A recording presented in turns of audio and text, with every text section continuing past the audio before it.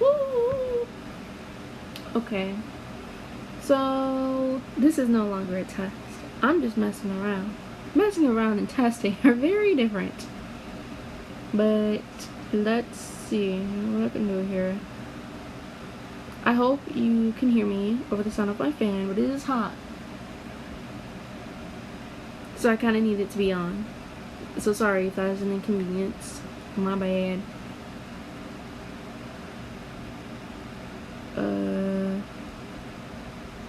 33. Ooh, so cute. Okay. Ooh. I don't know why this thing keeps slipping off of everything. You don't really love us to keep the score even. There was only two.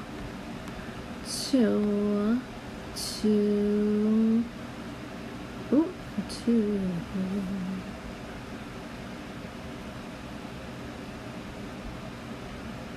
Okay, let's see if this will work. Let's try that again. It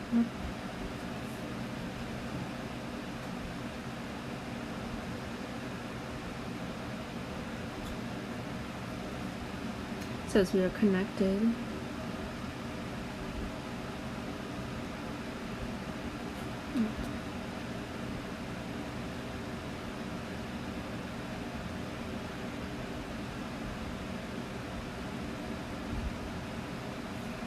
Might need to be like this.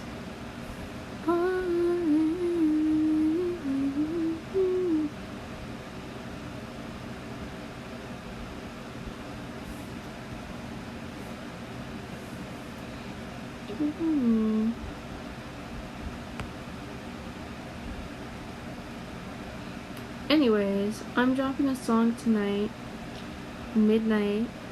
Yeah. I don't know if anyone's here right now, but it's called Garden of Eden, and it feels like I am Taylor Swift for real, cause I already know if my ex hears this, it's gonna be like, wait a fucking minute. And yeah, it's like that. It's like that. Be like that sometimes, I guess. But you know, it felt like this song had to be written. Because for me, music is a great way of processing things. And I had a lot to process, so it helps me to just get it all down on paper and stuff. And turned into a song that I am actually releasing. I don't know. I mean, like, people having an opinion on the stuff that I post, the stuff that I post doesn't really stop me from doing it. It's just like, oh, I wonder what this person's gonna think, and then that's that. That's it. It all and everything. But you know, people have opinions, and having opinions is okay. There's nothing wrong with that. But that doesn't mean that that's gonna stop me from doing what I want.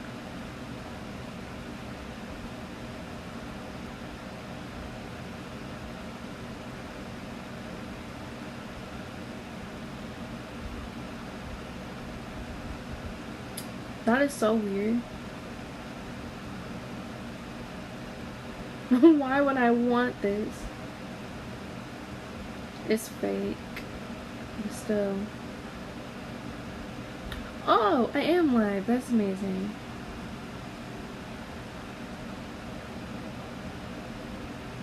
Okay, so there is a little bit of a delay, but that's cool, honestly. That's okay. Anyways, about Garden of Eden. So the thing that pushed me to make it, I had broken up with a partner, they know who they are, for almost 4 years, and it wasn't easy for me to do at all.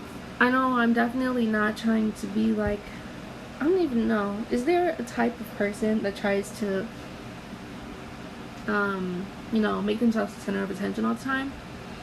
That's really not what I'm trying to do. Because like I said, this song was supposed to be me processing something that happened to me. And some of that happened while I was dating a person. And there were just some things that I noticed that I really didn't think that I should be tolerating. And looking back, it's just like, why did you allow this to happen? But I did, and it's what it is. But the whole point of this song is recognizing that I needed to, you know, be better for other people, and also expect better of other people as well. Because there were so many times that sometimes I realized it in the moment, and sometimes I looked back, but I was just not being treated the way I should have been.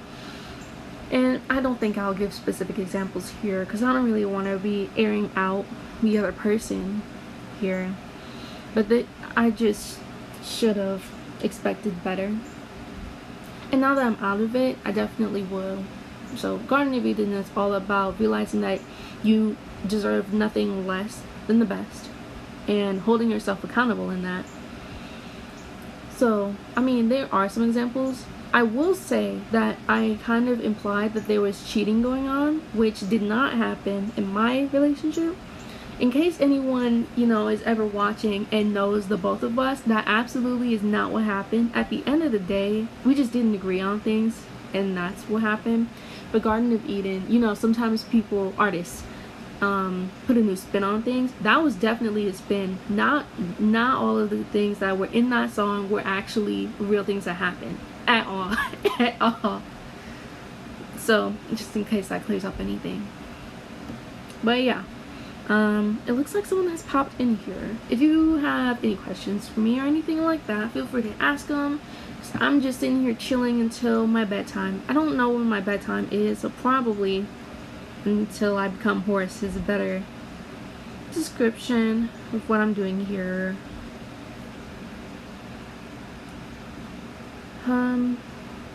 Yeah, I should say I have a music video for Garden of Eden coming out next Friday, so that is something to look forward to. I loved the shoot, loved it. It was, I mean, I only did 2 music videos before, but this one hands down has been my favorite. It was amazing. I might show you some behind the scenes footage, possibly, but I'll tell you this. When I had the song written, I knew that I wanted to keep it. I can actually turn my fan down a little bit. I knew that I wanted to keep it within the flower realm, because what else would I do? But yeah, I think I can play some music. That's what I was thinking of.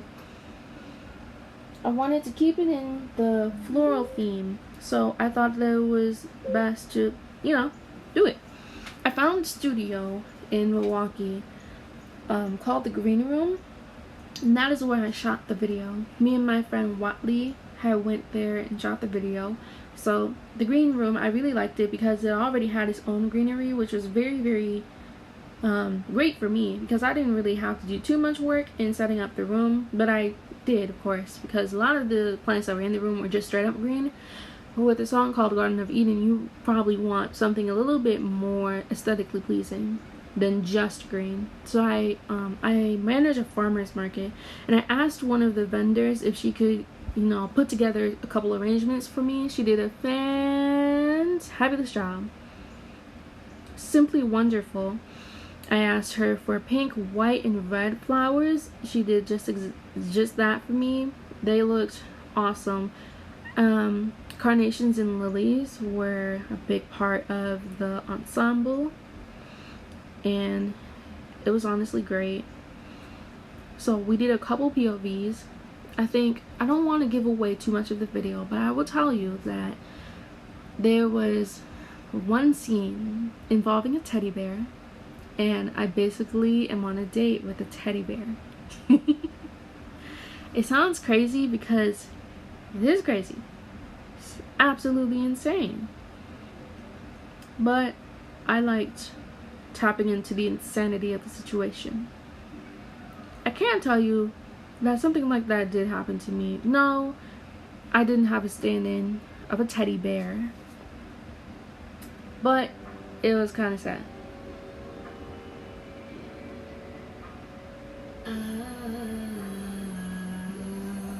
Hopefully that's good volume.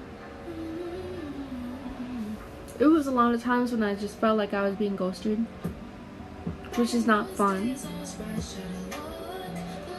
Being ghosted is absolutely not fun, especially when it's someone you care about. I actually wrote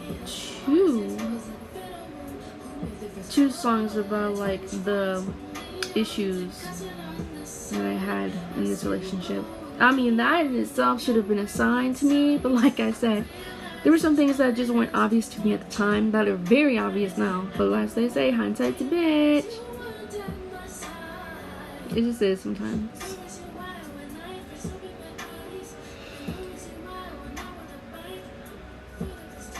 Something else.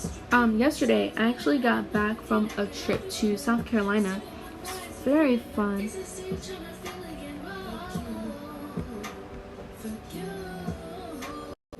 I'll tell you.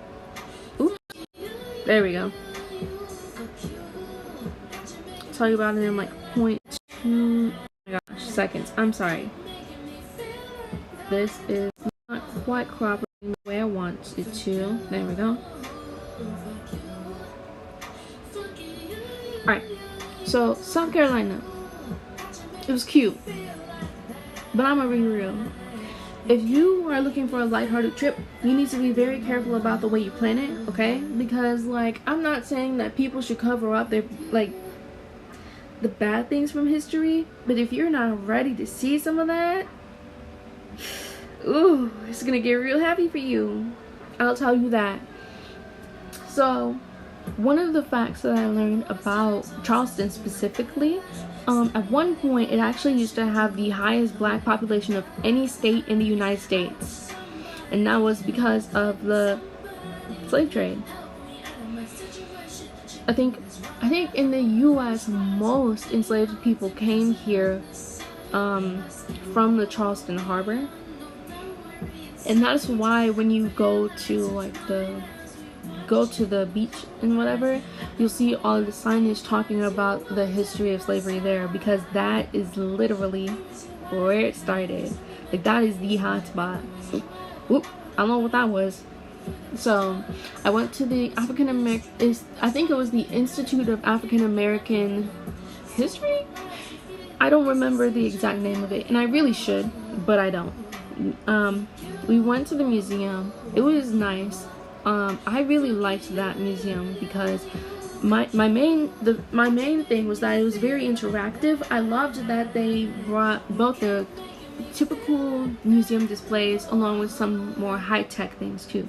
I noticed that in one of the main areas they had this little, well, it wasn't little at all, it was maybe 10 feet long, and there were like huge tablets in the table, and on those tablets you could go and use an interactive map of all of the places in Charleston that had some historical significance that they programmed.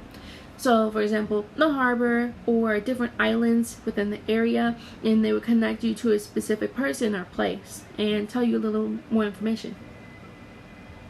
It's a concert going across the river. I don't know if you can hear, but I can hear. And that was very cool. I also liked that they included art in addition to artifacts. One of my favorite, well, he actually had more than one piece of art in the museum, but one of my favorite was from an artist named Demond from New Orleans. So I actually was there long enough to see a mini documentary about his work preparing his suits for Mardi Gras. I don't remember the name of the suits. I should probably check. But do you know how when people go to powwows, you know, the guys have these like really cool suits. Some of them have beadwork, some of them have things like feathers or bones. He made like these huge suits from scratch. He was doing a lot of the work, but he also had friends to help him out, like with assembling. It was amazing. That was my favorite, because you could look at that and be like, he worked not even hours, not even days. That took months to do. So huge respect to him on that. That was great. Trying to go back and find his name, because I went there a couple of days ago. It's not impossible to find it. Let's see. Demond Melanoon. I think his name is Demond Melanoon. I'm sorry if I'm butchering it. That was great. I think when I figure out how to use YouTube Live a little bit better, I'll be able to screen share and stuff like that. But right now I don't know how to do it. I'm sorry. That was great. And of course, with an African American museum, of course you're going to get a narrative of slavery. But like I said, even when we were walking up to the museum, right, it was interesting. So it was just across from Liberty Square, right? I know when we went to the aquarium afterwards, I realized that they actually have a good amount of historical or like public spaces all within the same area. So they had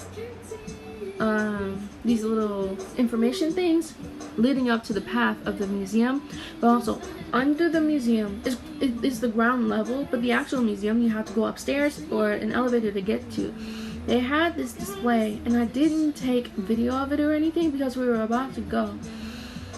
I think it was supposed to be reenacting a slave ship, because when we were walking by to go look at the water taxi or something like that, we noticed, and it had rain, it was like these little depressions in the ground, and they were vaguely person shaped. It wasn't like a person going like this, like a mummy or anything, but like you could identify a head, maybe some shoulders and some legs. I'm like, are those people? And there was a good 200 of those just carved into the ground. And I think one of the little plaques on there said something about the Gullah Geechee tribes, and like basically they had language implying that this is where the slave trade had started, because they were transporting people from the ocean and went to the harbor to start selling them off. So if you, like I said, if you are not ready to receive that information, that can definitely be very alarming / triggering / traumatizing. And I'm not even talking about just black people either. I mean, for a lot of us, that is our history, and it can be very, very troubling to think about how our ancestors got here and that another person could have went through that. But just period, that is difficult to comprehend, that someone had to go through that. So some of the other places I went to, the aquarium, South Carolina Aquarium. I never would have expected to see a bald eagle at the aquarium, yet that is exactly what I saw. It was amazing, because first of all, when I went, so they have the bald eagle on the second level of the aquarium, and I was walking up there just to go see the rest of the exhibits, and when I got off the stairs, I was like, huh, that's a realistic looking bald eagle, really interesting. And I had just been walking around, and then I saw it turn its head. I'm like, oh, that's a real bald eagle. Number one. Number two, at an aquarium. So of course I stopped to look at it. I heard what a bald eagle sounds like. Now, when you think about what sounds a bird makes, it's not surprising. It sounds like a bird. But when you think about, like, whenever on TV shows they have the sound bites of bald eagles, they be like, almost sound like a hawk. It's not what they sound like at all. It is not. If you know what, like, maybe a parakeet sounds like, about on par for that. Hawk, no. Absolutely not. Yeah, let me know if you want to actually hear that sound, and I can upload a video of what the bald eagle sounded like to YouTube Shorts. It is absolutely fascinating. I even keep going back to watch that clip. It's amazing. I'm so happy I just happened to have my camera out. So happy. Other things I did, I went to a tea farm. Originally they called it a tea plantation. I didn't exactly know what I was walking into. Now, this is not going to be bad stuff, okay? Okay? It was funny though, because South Carolina is known for their plantations. Obviously, if it had so much, you know, what's that called, traffic due to the slave trade, they're obviously going to be working close, working plantations. So my mom said that she found a tea farm, right? And I was super excited because I love tea. Tea is my drink. Coffee? No. Tea? Yes. I will get so excited. So we went. and we passed like a zillion plantations, right? For context, we went to Wambala Island. That's maybe half hour, which way is that? Half hour southwest of Charleston, right? So many plantations. We were like, oh, okay, so this is definitely very rural. Okay. And we come up to this place, you know, quite quaint. I think that it was a dirt road on the actual property. I don't think it was paved. I recorded it, so I can go back in my records and check. But it was definitely a little low key, and it was giving some antebellum vibes. But as we were on, well, let me back up a little bit. We parked. We walked into the place. I looked real hard. I saw no black person working there, so that made me feel a little bit better. But the second we walked in the door, we got a greeting from this nice lady. She's like, hello, what's going on? She gave us an orientation to the place. They had an what's that called? An invitational. A video on how they make the tea, how they harvest and whatever. She showed us the directions to that. Most importantly, there's free tea. Free, hot, cold, whatever you wanted. I was like, so me, period. Me looking like this. You automatically just say, hi, how's it going? We got free tea. Go ahead and get yourself some. I'm like, we good. I don't care. But back to the tour. We went and got a trolley tour, and we were able to explore the property. Well, not like walk around, because it was hot and humid as hell. Ain't no way I wanted to walk around, not even for like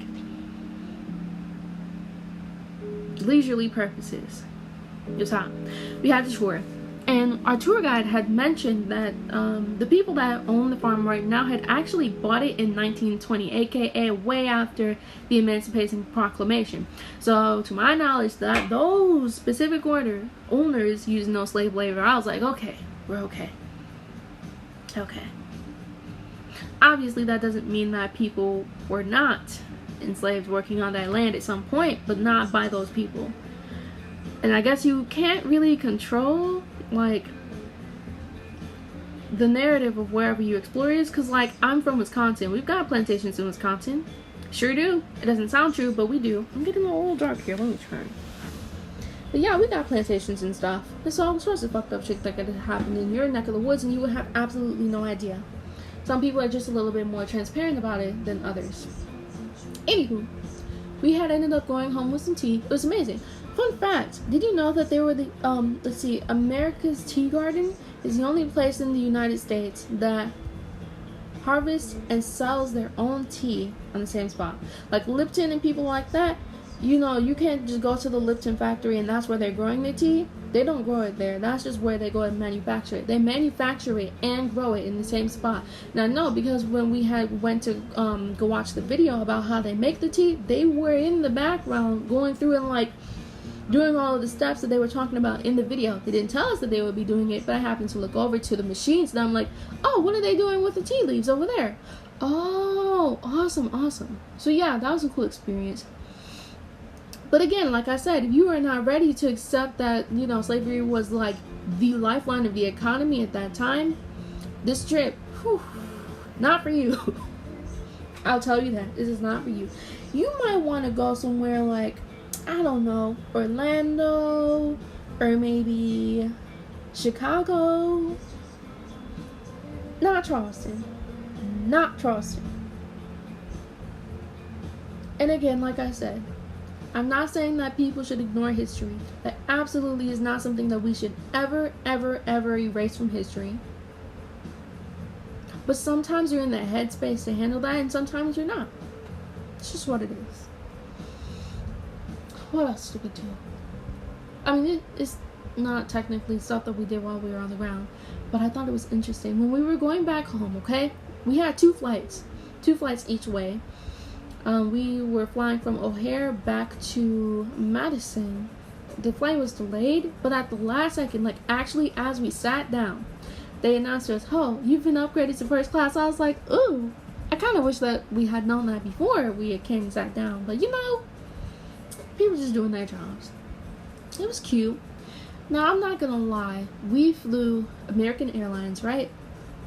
the first class section was maybe 6 rows. There were single seats on one side and then double seats on the other. Would I pay extra to sit in first class soon? No. Especially not on a flight that short. The flight was so short that by the time that they had given us our first class snacks, and mind you, we didn't have those regular people pretzels, and I love pretzels, they gave us mixed nuts. Actually, by the time that the lady had finished giving us our snacks, immediately they were like, alright, we're about to land. And that was like a 30-minute flight tops. That was 30 minutes. Like, it was nice. And I was in the very front of the plane too. I could see the cockpit or whatever right from my seat. Didn't have to lean, nothing. But I don't know. Not for a flight that short. I'd have to be flying at least maybe, I don't know, 10 hours to even consider doing first class. Because it was definitely like priority snacks. I think we were the only ones to get snacks because it was so short. They wouldn't have had time to distribute snacks anyway. Leg room was amazing. I could stretch out my legs and everything. I was the only one in my row, so I got the window seat. The window seat, that was it. Just window seat. The chairs, I don't know. They didn't really feel different. I think that overall, first class, you get treated better. I mean, that's what you're paying for. You also have more roomy seats, but I don't know. Flights are already expensive as hell, so I don't know if I would think to pay so much money for that. But hey, there's use for it.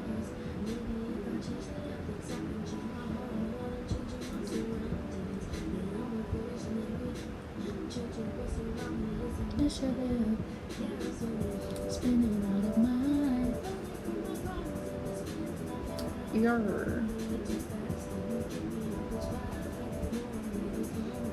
We spent 5 days there for my mom's birthday trip, and it was nice. There were a couple things I wish that we could have done, like visit the Art Institute and take a carriage ride, but hey, I got to go still, so it's all good. I've been yapping for almost a half hour. I'm starting to get hoarse. And I said that I would hop off around the time I got hoarse. So I think it's my time. So, I guess it's gonna be it for me. That's all I gotta say. Bye. Thanks for hanging with me.